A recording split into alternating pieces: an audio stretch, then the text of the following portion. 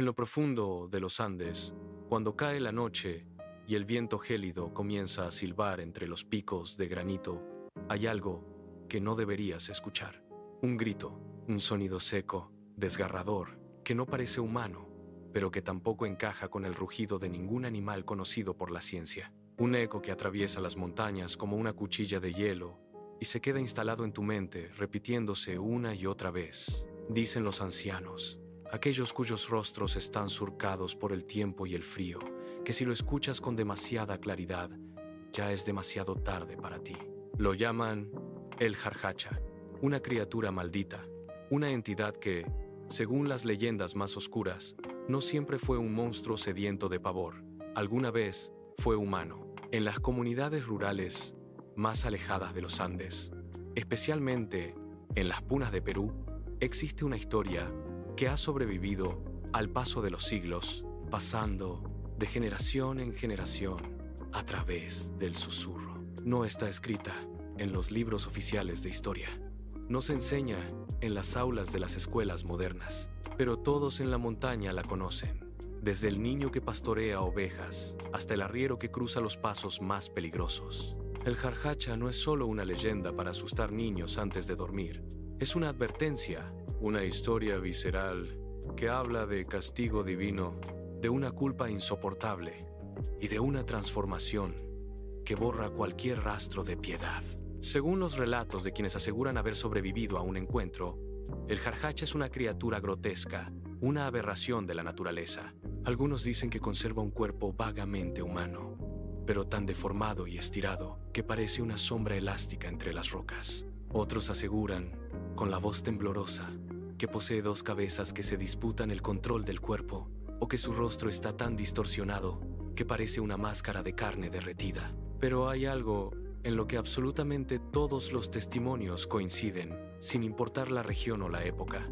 Su grito, un sonido aterrador, fonéticamente similar a un carcar, que rompe el silencio absoluto de la noche andina como un cristal estallando. Es un grito que no solo asusta el oído, sino que tiene el poder de paralizar la voluntad de quien lo percibe. Muchos aseguran que ese sonido no solo se escucha, se siente en la base del cráneo, en el centro de los huesos, como si el aire mismo se volviera pesado y difícil de respirar, como si algo muy antiguo y primario en tu interior reconociera el peligro absoluto mucho antes de que tu mente lógica logre procesar lo que está ocurriendo. El Jarjacha aparece siempre después del anochecer, cuando la luz del sol ya no puede proteger a los vivos. Se mueve con una agilidad antinatural entre caminos solitarios, campos abiertos barridos por el granizo y zonas alejadas de los pueblos donde la civilización es apenas un recuerdo lejano. Y aunque rara vez se deja ver con claridad, prefiriendo acechar desde los puntos ciegos de la visión periférica, su presencia se percibe con una nitidez espantosa. Se siente en el cambio repentino de la temperatura del aire. Se siente en el silencio sepulcral que cae sobre la fauna local cuando incluso los grillos deciden callar. Se siente en esa sensación incómoda y punzante en la nuca que te grita que, a pesar de estar solo en el páramo, hay unos ojos observándote desde la negrura. Pero lo más inquietante de esta entidad no es su apariencia física ni su capacidad de acecho, es su origen, es de dónde viene. Porque el Jarjacha no nace de las sombras como otros demonios, se convierte en casi todas las versiones de la tradición oral. Esta criatura es el resultado de un castigo metafísico inexorable. Es un humano que, en vida, cometió un acto prohibido, una transgresión que rompió el equilibrio moral de su comunidad.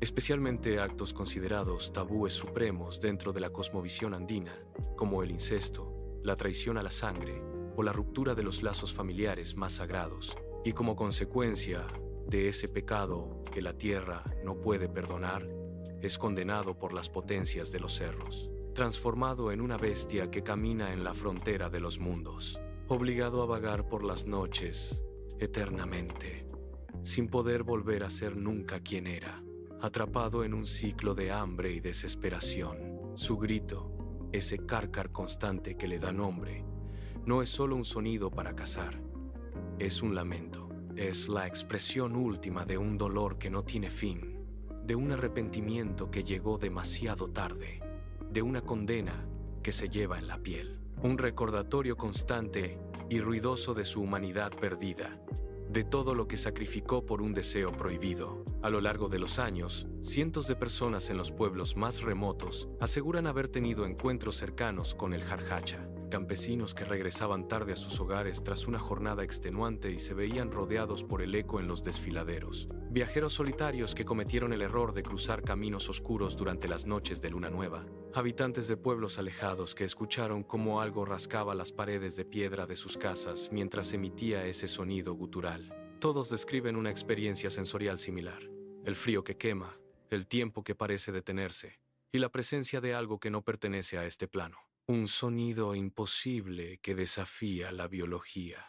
Una figura que se mimetiza con la oscuridad de las rocas. Una presencia que paraliza los músculos y nubla el pensamiento. Algunos incluso van más allá y dicen que el Jarjacha tiene un poder hipnótico que puede atraer a las personas hacia los barrancos. Que su grito no solo asusta, sino que en ocasiones parece una llamada personal, un susurro distorsionado que conoce tu nombre, que te obliga a mirar hacia la sombra, a acercarte al borde de la luz de tu lámpara, a responder al vacío, y que si cedes a esa curiosidad morbosa y respondes a su llamada, ya no vuelves a ser el mismo de antes. Hay quienes afirman que aquellos que han sobrevivido a un encuentro directo, después de escucharlo de cerca, experimentan un cambio irreversible en su espíritu.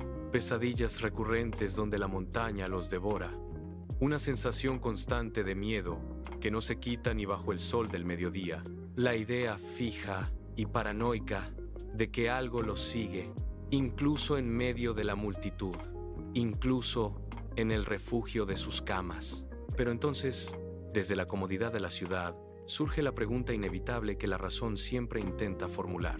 ¿Es real esta criatura de las cumbres? ¿O es solo una historia tejida con los hilos de la superstición?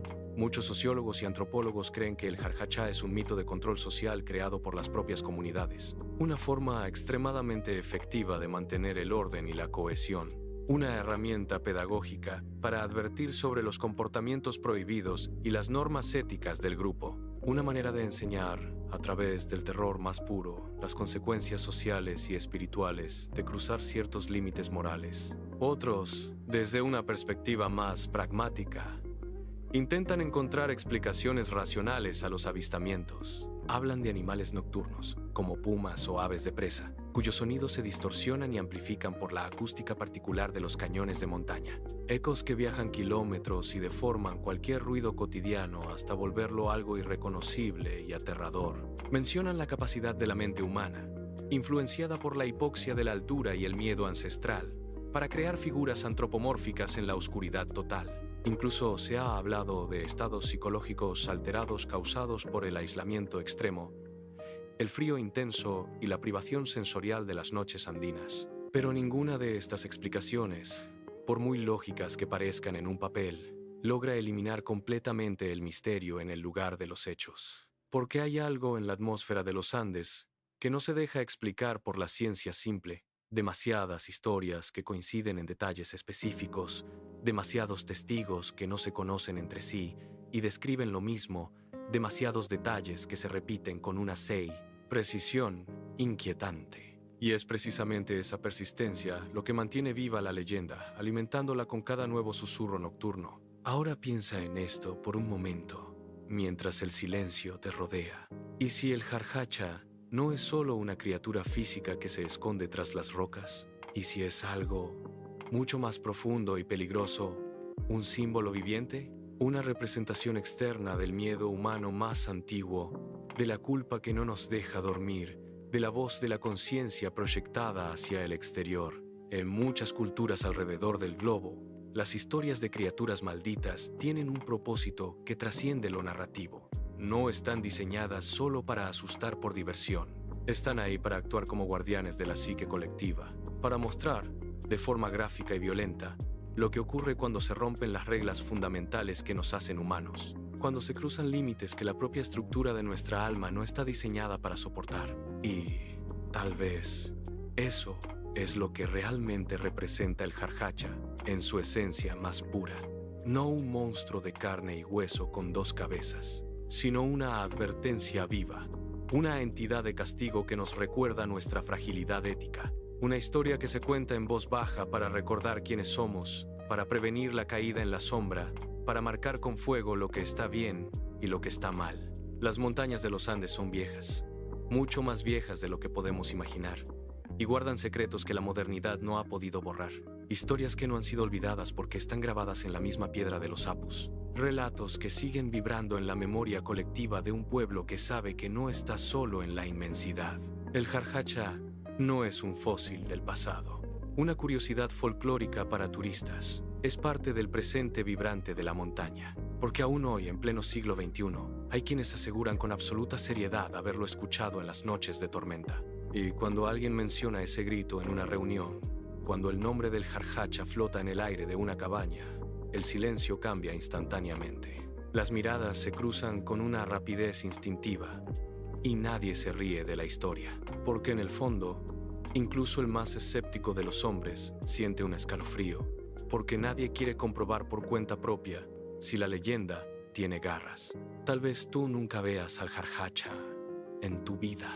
Tal vez nunca tengas que experimentar ese frío súbito, ni escuches su grito carcar, desgarrando el aire. Pero si alguna vez te encuentras en un lugar aislado, lejos de las luces de la ciudad, en medio de la noche, donde solo la luna te observa, y el silencio se rompe de pronto con un sonido extraño, rítmico y carente de vida, recuerda estas palabras. Algunas leyendas no nacen para entretener a los viajeros curiosos, nacen para advertir a los que se atreven a caminar demasiado cerca del abismo, porque hay historias que no necesitan estar en los libros para ser verdad, historias que nunca dejaron de existir porque se alimentan de nuestra propia sombra. Y algunas de esas historias siguen caminando ahora mismo, con pasos pesados y lamentos de bestia, en la oscuridad absoluta de los cerros, esperando a que alguien cometa el error de escucharlas. No es el viento lo que aúlla ahí fuera, es el eco de un hombre que olvidó su alma y ahora te busca para que compartas su condena. Si escuchas el grito, no busques su origen. Simplemente corre hacia la luz y no mires atrás, porque el Jarhacha ya sabe que estás ahí. La montaña no olvida, y sus guardianes malditos tampoco. Duerme con la luz encendida, porque en los Andes la noche tiene dueño, y su nombre no se debe pronunciar dos veces.